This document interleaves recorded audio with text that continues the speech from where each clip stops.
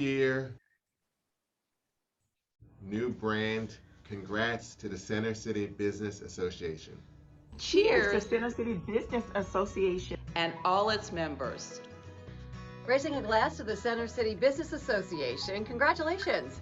Congratulations, Center City Business Association. We love you. Wishing all good things for the Center City Business Association. Congratulations. Congratulations. Congratulations. Congratulations. 3 cheers. Good afternoon, everyone. Welcome. I'm Suzette Munley, the president of the Center City Business Association. We are excited to be here with you today with our new name and brand in our 45th year of service to the Philadelphia business community. Our new name more inclusively communicates that we represent all businesses and better reflects our mission and our members. We want to thank you, our members and guests, for your continued support through the pandemic. Over the last 2 weeks, we've had a great turnout for our first 2 in-person events this year. So we look forward to seeing you and everyone in person as we kick off spring and the return to gathering. For those of you who aren't familiar with us, for 44 years, our mission has been twofold: to support the success of business owners and the economic vitality of Center City. Our purpose is to better our city for everyone. The diverse voices in our community are what helps us realize our full potential. We know the opportunities and challenges in Philadelphia. By sharing that knowledge, we ensure you are prepared to make your next business decision. And our speakers, members, and guests provide a wealth of expertise and Philly know-how. We don't just pass along information, we facilitate long-lasting relationships and foster cooperation among Philadelphia businesses. By elevating Center City, we make a lasting effect on all of Philadelphia. We provide opportunity to our business community to have access to the highest caliber speakers and resources to succeed. We know that knowledge is power, and we promote the growth and development of Philadelphia businesses. And we grow from each other's experiences. Uplifting the voices of others creates a vibrant environment ripe for collaboration and advancement. So please reach out to Ben if you're interested in becoming a member, a sponsor, or collaborating with Center City Business Association. You can also find a link posted in the chat. Now mark your calendars for our upcoming events posted on your screen. Our next lunch with the city leaders is with Dr. Jason Wingard, president of Temple University. He will be interviewed by Mara Schenker, the director of Temple University's Small Business Development Center. In April, we have a LinkedIn workshop and a happy hour breakfast. And our next Women Changing the City is on May 17th. You can find full schedule of our events on centercitybusiness.org. For today's event, we encourage you to use the chat to ask questions or comment and to connect with each other. You can also find a link to today's program there. I'd like to acknowledge our sustaining sponsor and preferred benefits provider, Michael Craig of Penworth Financial Services. You can learn more at penworth.com. And Lunch with the City Leaders is made possible by Citizens Bank and our sponsors, Comcast Business, Community College of Philadelphia, Friedman LLP, KYW News Radio, Lev Lane, Pico, Post Brothers, and Visit Philadelphia. And now to say a few words and introduce our speaker, please welcome our board member and treasurer, Suzanne Spinell-Schuster from Friedman LLP. Thank you, Suzette. And hello, everybody. I am Suzanne Spinell-Schuster, Director in charge of Accounting Services at Friedman LLP. As the Center City Business Association's treasurer, I am also on the finance and sponsorship committees. So if you are interested in supporting one of our events or series, please email us or send me or Ben a chat message. Friedman LLP has been serving the accounting, tax, and business consulting needs of public and private companies and individuals for nearly a century. In the wake of the most sweeping changes to the tax code in decades, with the inception of the CARES Act, PPP loan forgiveness, and other business challenges brought about by the pandemic, our professionals continue to inform and empower our clients to best position themselves and their business for sustainability and success. Ask me for details or visit friedmanllp.com. Now, it is my honor to introduce today's speaker. Rebecca Rhynhart made history in 2018 when she was sworn in as the first woman ever elected city controller for the city of Philadelphia. Rebecca serves as Philadelphia's chief auditor and independent financial watchdog. In this role, she uses the audit function to push for better management of the city's finances and works to identify cost savings, recommend best practices, and expose fraud and mismanagement. Under her leadership, the office is committed to transparency, accountability, and good government. Since taking office, Controller Rhynhart has pressed the city to strengthen its financial management through annual audits of internal controls over financial reporting and city departments. She has been vocal on issues affecting Philadelphia, like gun violence, sexual misconduct, the procurement process for the city's new voting systems, and the diversity of the city's workforce. Under her leadership, the office is committed to transparency and regularly releases data sets about city spending, as well as analyses of city finances and public policy. Her biography is in the program emailed to you earlier, and a link is posted in the chat. So please join me by waving a warm welcome for Rebecca Rhynhart. Hello, everyone, and thanks so much for having me. Thank you so much, Suzanne, for the introduction. And it's great to be here with the Center City Business Association. And I like saying that, the Business Association. It's great. This is great. For those of you who don't know me, I took office in 2018. Before I worked for the city of Philadelphia, I actually worked in the private sector. I spent about 7 years in New York after graduate school working in finance. I worked for Fitch Ratings, covering state and local governments. And then I worked for Bear Stearns doing risk related to municipal derivatives. I was a managing director at Bear.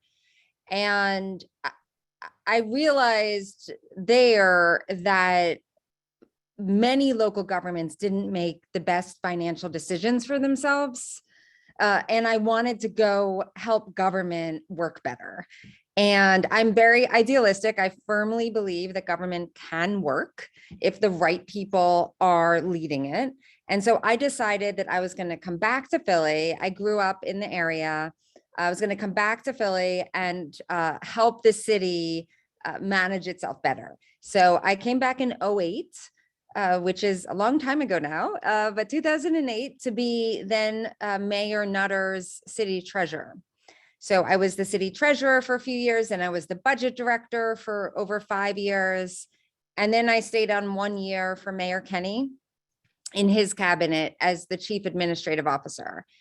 And I then came to another realization, and that is that if I wanted to make the change that I felt was necessary in this city government, that I had to run for office, that the issues were too entrenched, that the issues of politics, as usual, the backroom dealings, everything, in order to disrupt it to the level I wanted it to be disrupted so that it could work, I felt I had to run for office. So I ran for office I made the decision at the end of 2016, ran in 2017. I ran for city controller. The city controller position is the financial watchdog. So I thought, well, that's a job I can do because I have a financial background, and decided to ran against a long-term incumbent. I'm a Democrat, but I ran against the Democratic Party in that election. And won with 58% of the vote. And so I think what that election says, and still says today, is that people want change in our city and people want a government that truly works here. So I took office in 2018, hit the ground running, of course, using the audit function to push for change. And I've done the financial audits, audited every department every year, which doesn't sound that much of a accomplishment, but it hadn't always been done in the past. So that is something that my office has made a priority to do. And then in addition, I've done special audits on many issues, ranging from the $40 million the city spent on its new payroll system, which was overpaying and underpaying employees, to looking at how the city handles sexual harassment claims and the payouts associated with those claims. And then in addition to audits, my office has done investigations. My office is responsible for rooting out waste, fraud, and abuse. And we have a tip line. If anyone sees a city employee not behaving correctly or a city contractor not doing its job. And I will say the majority of city employees are great, hardworking individuals. But like any organization, there is always a subset that needs to be rooted out. And the tips into my office have more than doubled since I took office. I don't think that's because there's more fraud or more bad employees. I think it's actually because my office follows up on everything.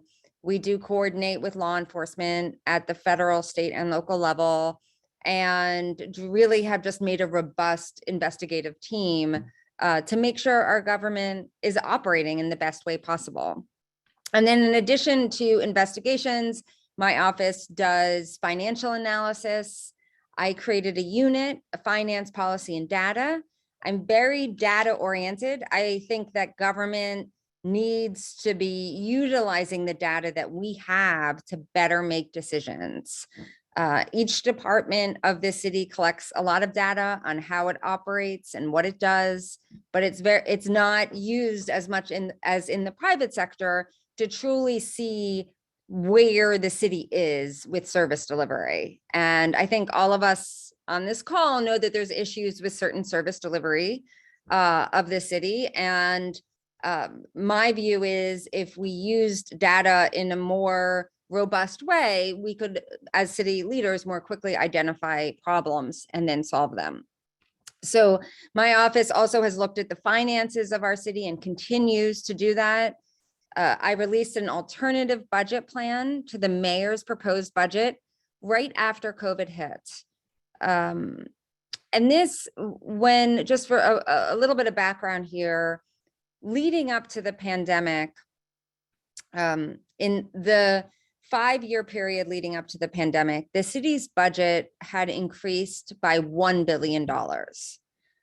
It increased from $4 billion to $5 billion. And at the same time that spending increased by $1 billion, resident satisfaction declined, according to the mayor's own resident satisfaction survey. And my belief is if you are spending $1 billion more, like the city was, and getting a lower satisfaction rate, there's something wrong with what the city is doing. And so when the pandemic hit and we had a significant decrease in revenues, Mayor Kenny then proposed a budget that had tax increases and some pretty severe cuts to items such as the arts. And I felt there has to be a better way to do this. There has to be a better way to balance this budget, that we shouldn't be raising taxes. We shouldn't be having severe cuts to the arts and the cultural institutions that make our city great, that there has to be a better way. And so my office found it. We put out a budget, the alternative budget proposal, that would not need tax increases or those severe cuts to budgets, if this severe cuts to the arts, if the city managed itself better. And what I mean by that is there are areas of operations that are not being handled in the way that they should.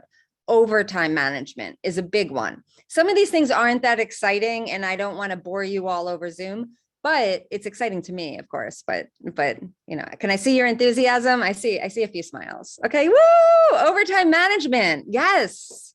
Okay, but it is important because the city overtime, if not managed appropriately, is given out as a perk.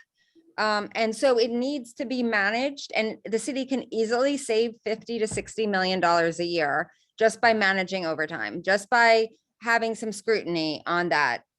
Big cost saver. And there's other ways to save money as well. And then in addition to looking at the budget, my office released information on COVID's impact on business in our city, and we released a report on the American Rescue Plan money. The American Rescue Plan, huge opportunity.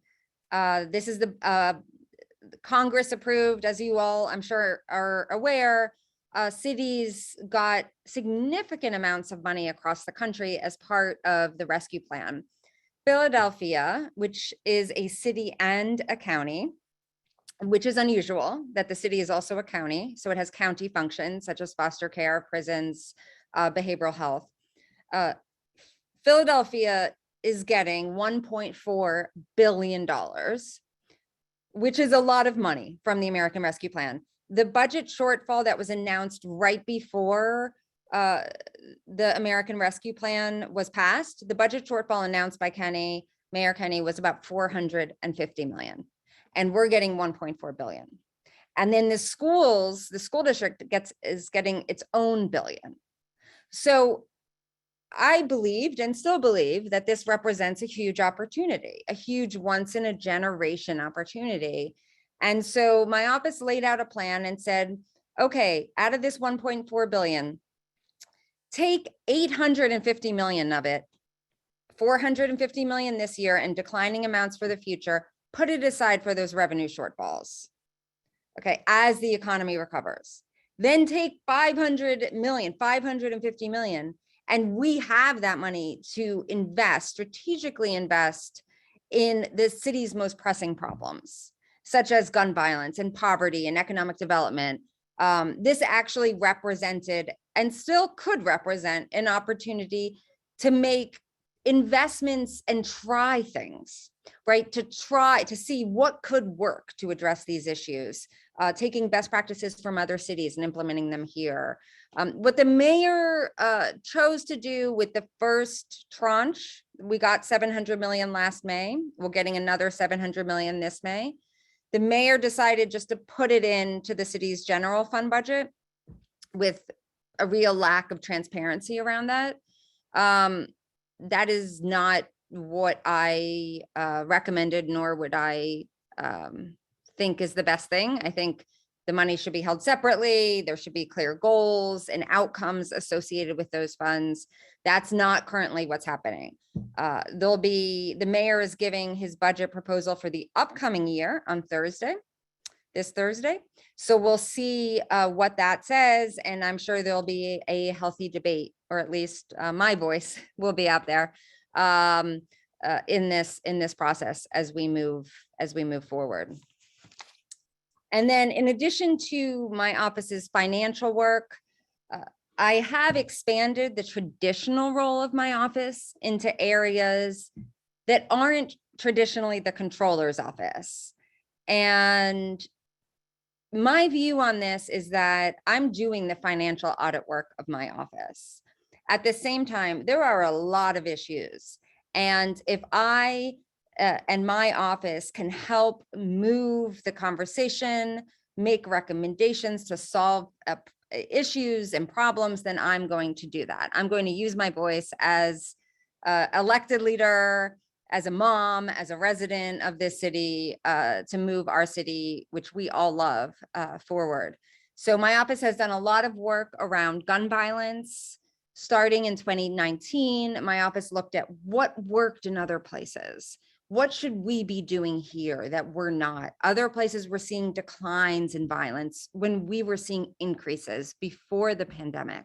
What are they doing? There are things that have been proven to work that we are not doing here. We have not been doing here.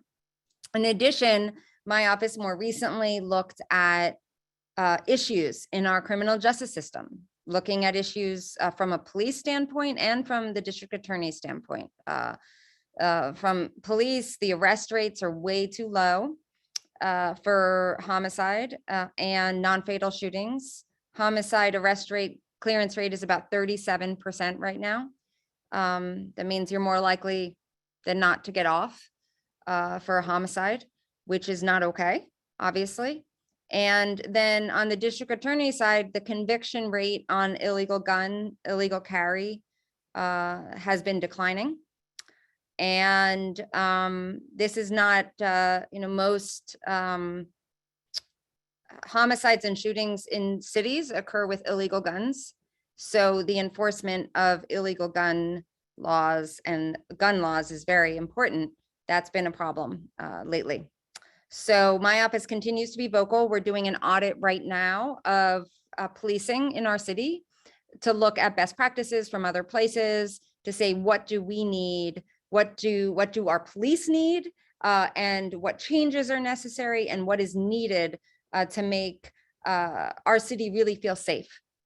And how do we do that?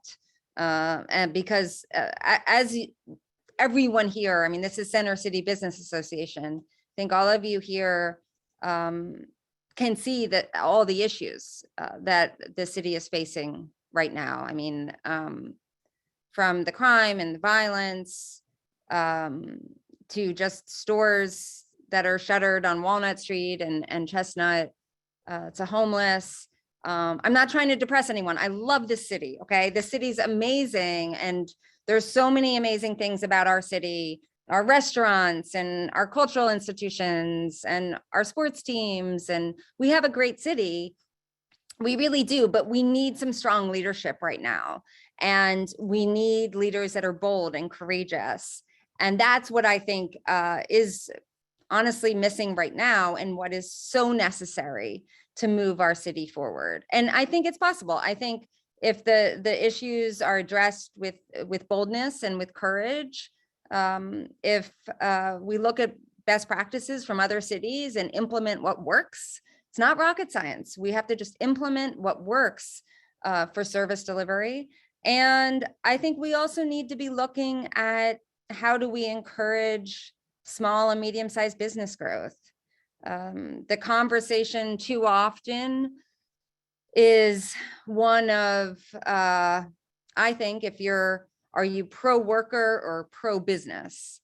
And to me, you can be, I'm pro-business and pro-worker, right? I think that if we support our businesses and our support entrepreneurship and we support business growth, then we're supporting good job growth and we're supporting family sustaining jobs, and that's the way we move our city forward. And even pre-pandemic, our job growth as a city was below the national average for large cities. And we need to do much more to help with the ease of doing business. Part of that's tax structure. Part of that's just attitude. Part of that's just, the city government needs to be more helpful to say, okay, how do we help business? What are your impediments? And how, as a government, do we facilitate growth? And that's a mindset shift that I think needs to occur to move our city forward.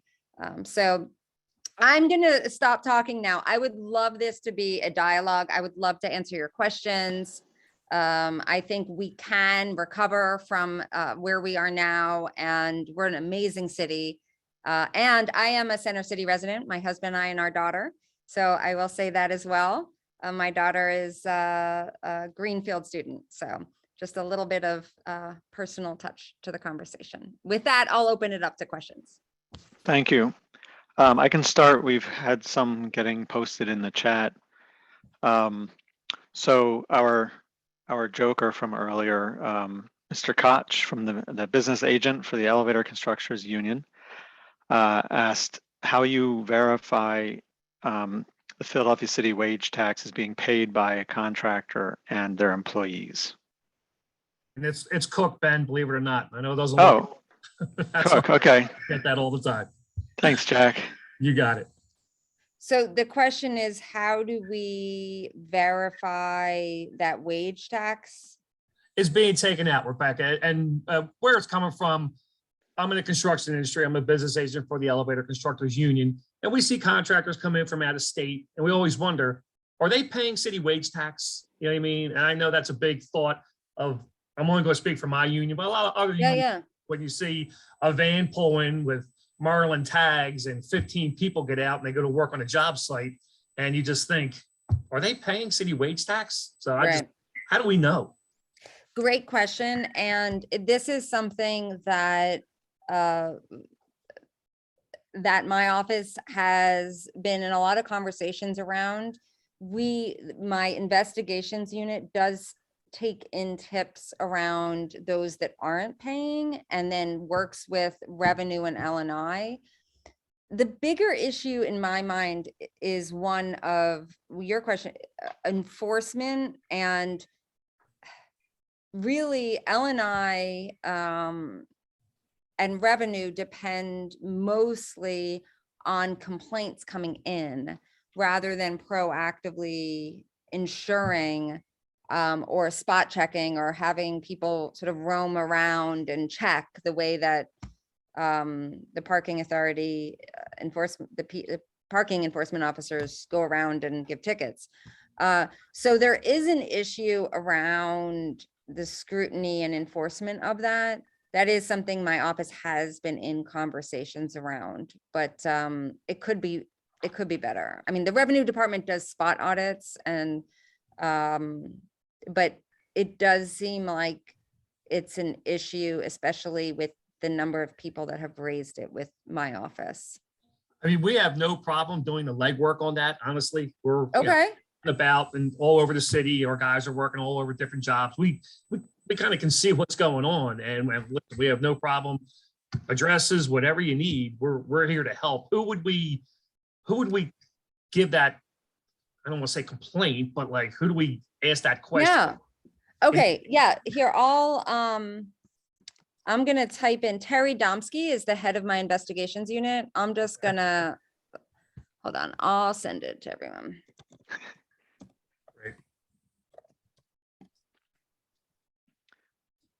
There you go.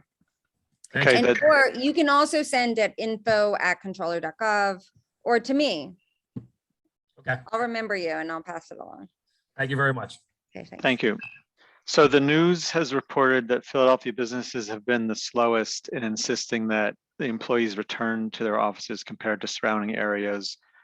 We've heard a lot from the New York mayor has been active. The city is suffering economically due to this. I guess the question was more, can you comment on that, or what do you think about that? I think there does need to be a sort of a call back in one way or another, some enthusiasm and excitement around let's come back. Now, I think that there has been some change in people wanting to have some work from home in their life. That doesn't mean that we can't get people back a few days a week. There's some people that are back, but there's a lot that aren't, and you can see it from walking around downtown. So I do think that there should be more enthusiasm around bringing people back. With that said, and among leadership saying, welcome back, the mayor saying, come on back in, come back downtown. We need to deal with the safety issues that are making people worried from news reports about coming downtown. And I think that that's the city's responsibility. So to be a good partner with the employers, I think the city does have to do certain things on the safety aspect. But I think there needs to be some enthusiasm and some call back I would agree that there needs to be more of that here. Someone actually asked if you can discuss the status of the citizen group you recently established to look at the police department expenditures. Yes, we are about a week or so away from publicizing that. It's just taken a little longer than we expected. We got a huge amount of interest, which is great. But we got a lot of interest in that group. Just for those of you who don't know, to go alongside my office's audit of the police department, we are establishing a community council, a group of people, of residents and business owners from every neighborhood across the city to assist with that analysis and review, similar to an investigation my office did into what went wrong in the city's response to the civil unrest last year. So, but in the next week or so, that will be announced. Okay. What are the chances the new Philly wealth tax moves forward? I know that was proposed in council.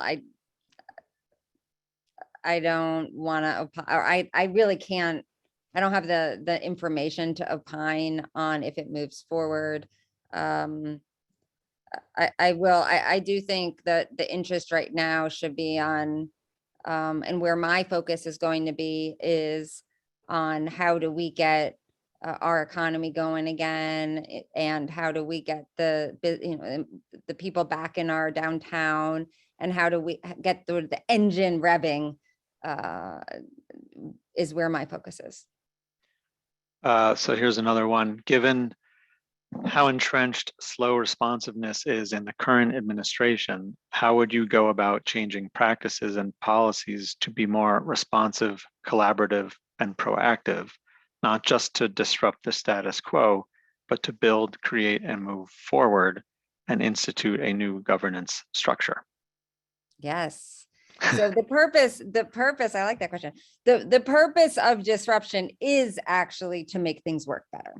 So I think what I found in the 9 years working for the city before I decided to run for office is that the city is filled with workers that really want to do a good job if they're led.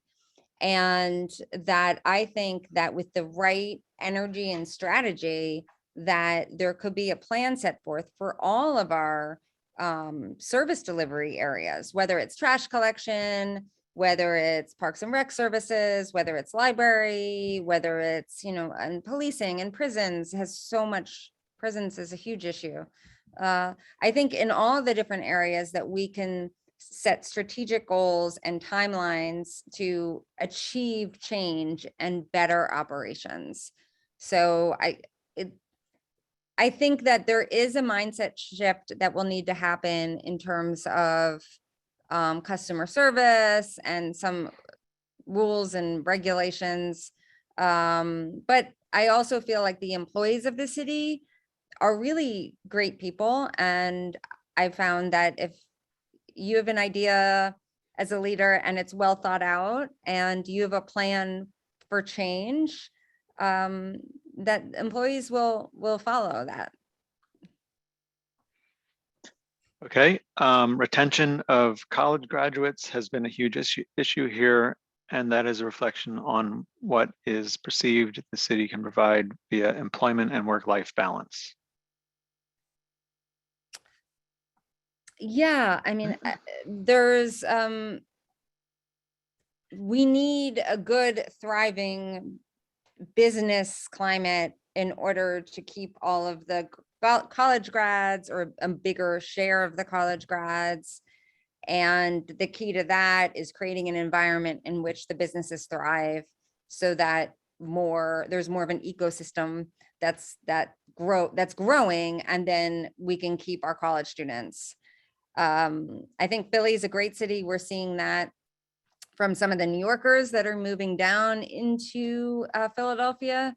And Philadelphia has a lot to offer, but we also need that the depth and breadth of jobs.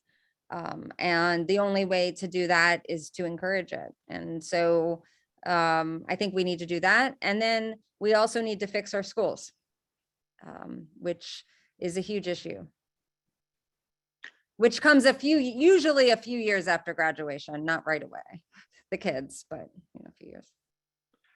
So overtime management is one issue, and there are others that you've mentioned. In addition to those, we have known about several programs that have documented abuse of city funds, including the DROP program, Heart and Lung program, and collecting taxes that are due. Why can't we make more headway on these apparent low-hanging fruit? Sure.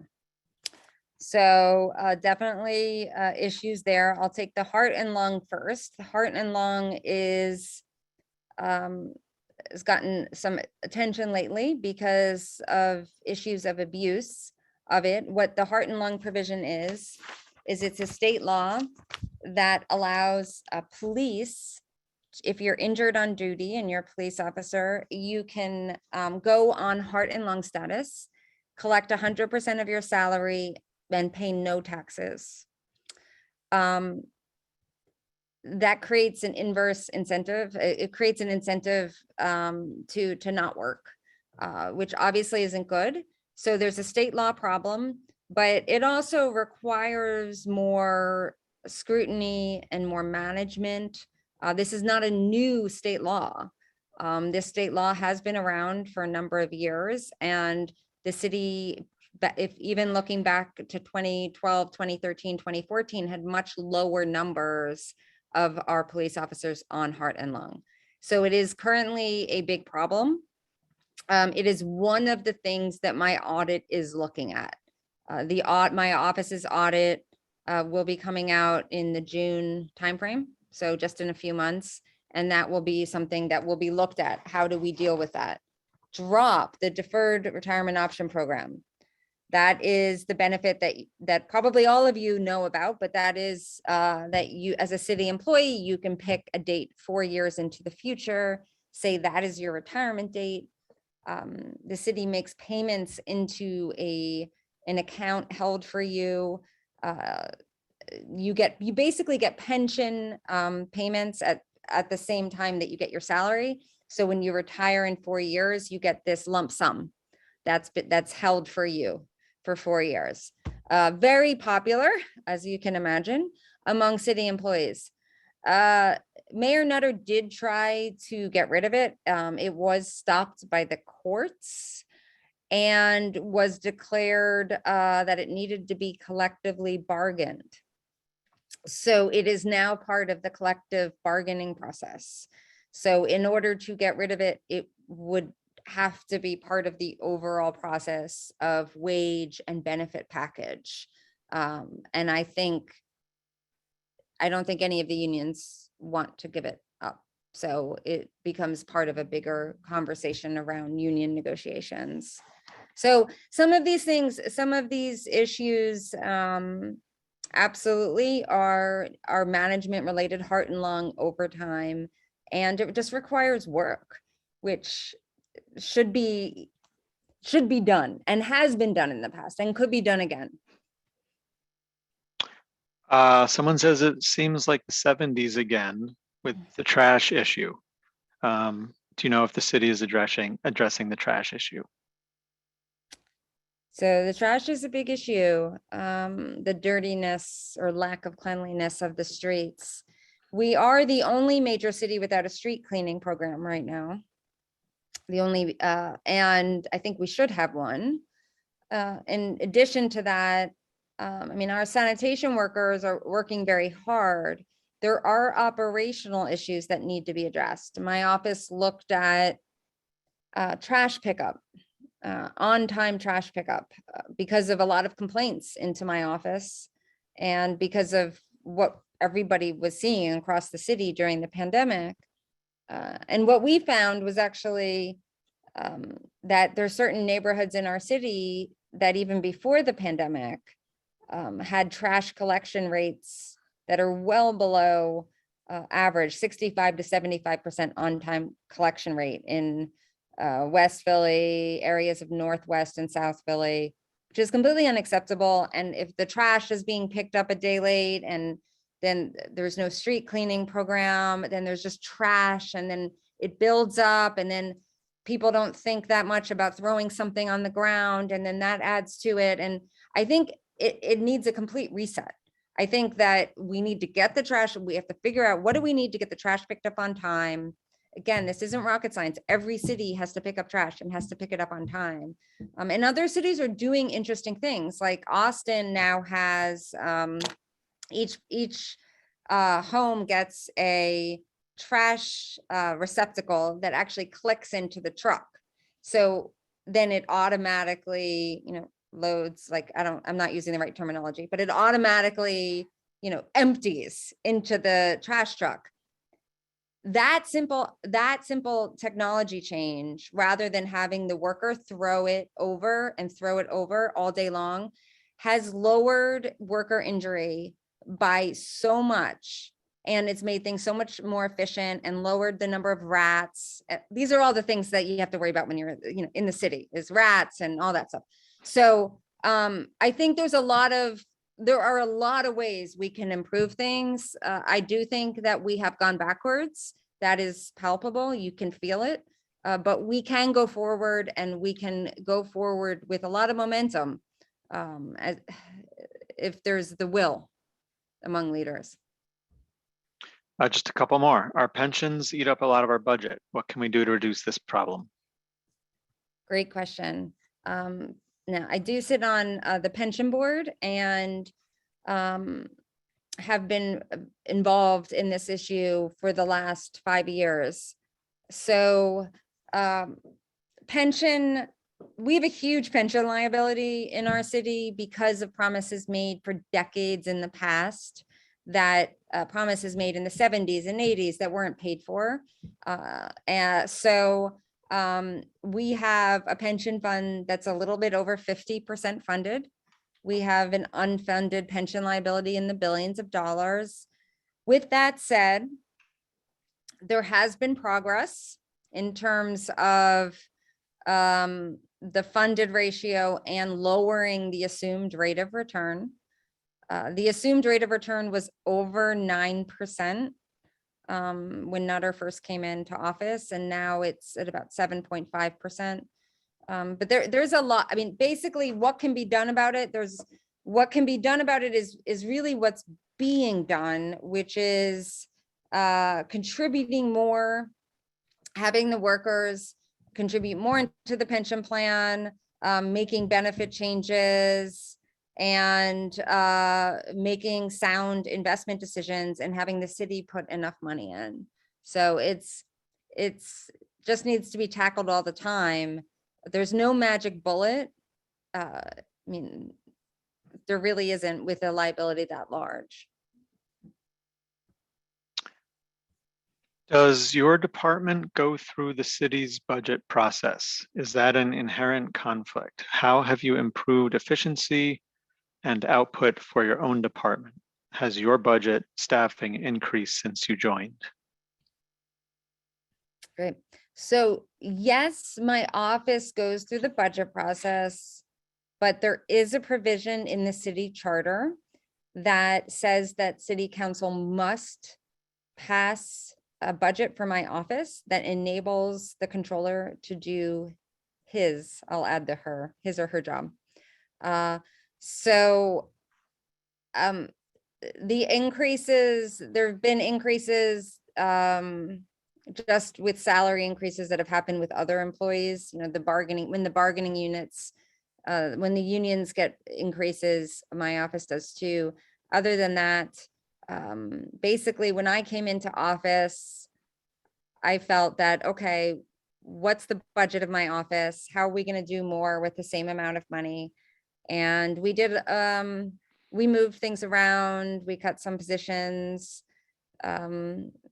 I found we added auditors.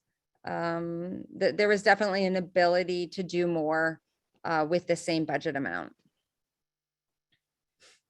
A quick follow-up question. You mentioned rats and rodents. Is the city concerned about that? I mean, I think the city, of course, I mean, it's something that needs to be dealt with. And, but I think it's probably something that's always been a concern as well. And the more construction we have, the more that Yeah, digs things up. right. So businesses in the city are doing way more with less in terms of their office footprints. The Philadelphia office market is going to experience troubling vacancy rates. Does the city have a plan yet for creating an environment where employees want to come back to the office and the city? What will Philadelphia do to attract new companies to the central business district? I think that's a great question, and that's Yeah. where we need as a city to do more. I think the safety issue, the public safety issue is first and foremost, I think needs to be fixed. And then the attitude, we need to have some enthusiasm to bring people back. I think there is going to be a shift, and we have to be ready for that shift, which is that while employees might come back, they're not going to come back 100%. And so footprints will get reduced. And then what will happen to our downtown core? Will it be more resident? Will it, everyone on this call probably has their own idea of what might happen. I know what can't happen, which is just for what's happening now to just continue, which is the vacancies. And I think there's not a good enough plan right now, but in my very honest opinion, but I think we need one. And I think that it's up to city leadership to make it appealing to come back and to truly advertise and create excitement for our center city, because it's amazing and we have to bring it back. So that's we had last week we had our Meet the Developers event, and the panel did discuss challenges they face with legislation or whatever, but they also all talked about the positives and the investments that are coming, the construction that's happening. And one of the major takeaways we got from that was the need from all of our organizations and us to just cheerlead for the city. Mm-hmm. Talk about the great things, to tell our story and to get it out there instead of being negative on our own city. Well, and sometimes it's hard when there's not a lead cheerleader, right? So sometimes, it's hard to maintain positive feeling when there's a lot of negative. So, but I think, yes, absolutely. We have to stay positive. We have an amazing city. We're going to bring it back, and it's awesome. And do you feel my enthusiasm? Everyone with me? Everyone's really excited? Yeah. Okay, cool. One last small question, and then we have a comment. Does the city still have a defined benefits plan? It does. It has a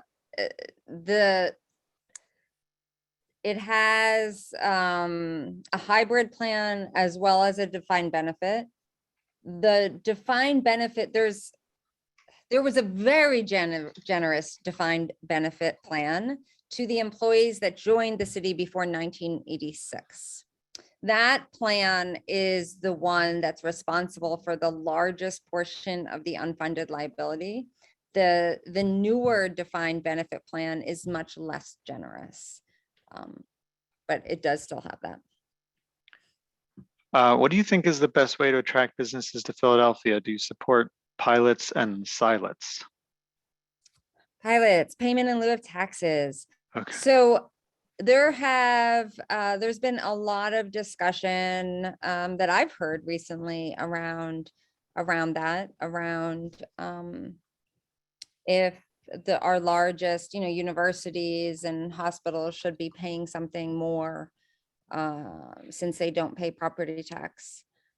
I think that we need to look at the overarching tax structure of the city, and then pilots should be part of that conversation. So we should be looking at, okay, what do we need to do to wage tax to get wage tax down? What other changes should we be making? And then looking at pilots as part of that conversation, because I think too often pilots only come up when the city's in some sort of budget crisis, and the city then says, okay, we need money, And let's ask the universities, and then the universities object and they don't want to pay, and then it just disappears and no one talks about it for like another 2 years. So I think that there needs to be a more thoughtful approach to tax policy and to the pilot discussion. Boston has a very successful payment in lieu of tax program with its large universities and nonprofits. And I do think it's something that's worth at least reviewing. Okay, David, did you want to Yes, have I a, do. I do have a comment, and it's nice to see you, Rebecca. Thank you for being here. I am so much on board with your enthusiasm idea. I think that is what is a piece that's missing, because we're trying to rebuild the city and we talk about all the negative things. So I'm just going to throw out this idea, and I'm going to send it to you. Because Okay, great. I'll send it to you. And it's even crazy to talk about it. I have talked about it in some other circles, but I haven't really broken through. But many years ago, one of our most creative advertising folks, a fellow named Victor Sonder, wrote a Philadelphia brand story that was sung by Patti LaBelle to great original music. And it was Philadelphia, Get to Know Us. And there were shots of these celebrities and just regular folks all around town talking about Get to Know Us. So we praise this, and it could be Philadelphia, Get Back to Us. And it is a tremendous piece of music. Victor owns the rights to this. It would be just terrific. And I think it would be the enthusiasm piece that we need. It's the invitation that you were talking about earlier, that no one is really saying, if you go on the New York tourism site, you'll see New York State of Mind, which is the Billy Joel song, done by many of the local celebs and local people up there. Well, this is that, but for Philly, and it's owned, and we have it. We could get Patti LaBelle and Hall & Oates and you and me and anybody else to say to the market, Philadelphia, get back to us. I would love to do that. I would love that. I'm going to send it to you. Okay. So, we're not talking about trash or safety or things like that, which we know would be questions for you today. This is the enthusiasm piece. This is the piece that people they build above the problems and they try to enthusiastically work together to support it. So I'm going to send it to you. Okay, sounds great. Comment, Ben. David, you've got a little bit of support in chat, but I'll let you find that. There was one last question, if we had time. What impact has your department been able to have on building public safety? What more do you want to do? Well, we've done a good amount of work on this and put forth ideas and what works in other places on gun violence. So looking at the intervention programs that work from other places, what we should be doing here, and calling out issues that need to be worked on. Ones that I mentioned related to conviction rates and clearance rates.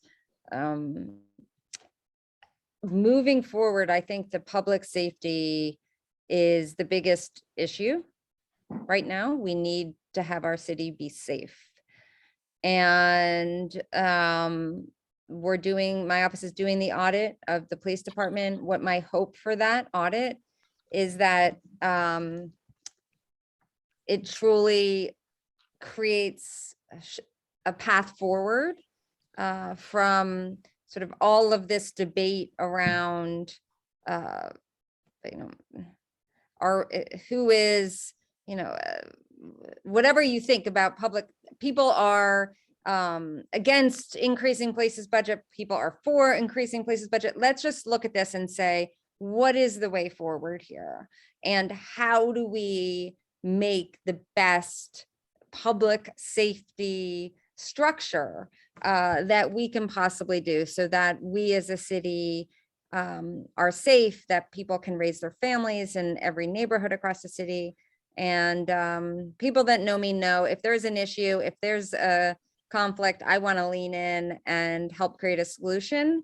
And that's what I'm doing with that. So those are my goals on the public safety side.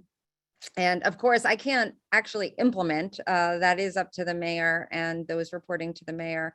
But as the controller, I can offer recommendations, which I will keep doing. Awesome. Thank you. Thanks for your time, and your enthusiasm is awesome. It's spreading. Thanks. For anyone who would like to stay on, we can continue the conversation or do a little networking. I will say our next luncheon will be the first in over 2 years, which will actually be for lunch in person at the Union League. So feel free to join us.